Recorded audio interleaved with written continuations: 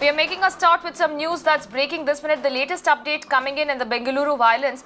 In the FIR of the Bengaluru violence, a sub-inspector from DJ Halli police station has recounted the horror of Tuesday night. As per the FIR, 5 people leading the mob of 200 to 300 people with weapons came with the intention to harm the cops and vandalize the police station. The slogans of "kill the cops and finish them" were raised by the mob.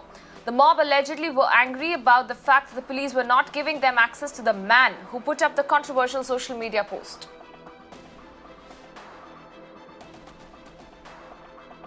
Let me go across to my colleague Neha Hebale, who's joining me live, getting us further updates on this. Neha, with this FIR, tell us the details that has been written by the sub-inspector from the DJ Halli police station who has recounted the entire horror. What are the details, the timeline and the sequence of the events mentioned in the FIR?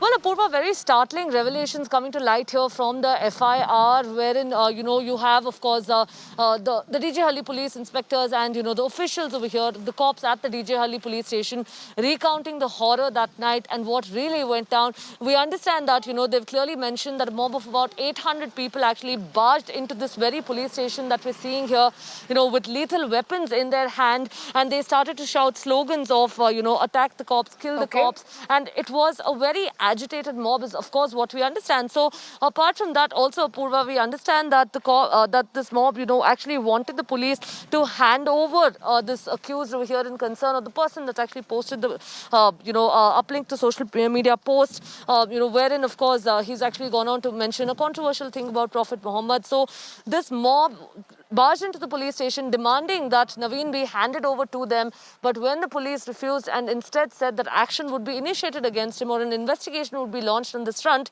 they were just angered, and that is when, they decided to actually set ablaze this police station, and that's when they started to vandalize, the nearby areas as well. So this is precisely, what's actually gone down. And another thing, that we now, of course, understand is that the mob was very clear that their anger was against the cops actually not handing over Naveen to them. But the FIR also goes on to say that, the gang was, the gang demanded to actually be allowed to kill Naveen. So that is what they actually wanted. They were there. They had, of course, they had a decision in mind that when they came in here, they wanted to kill Naveen. That's why they barged in here with lethal weapons.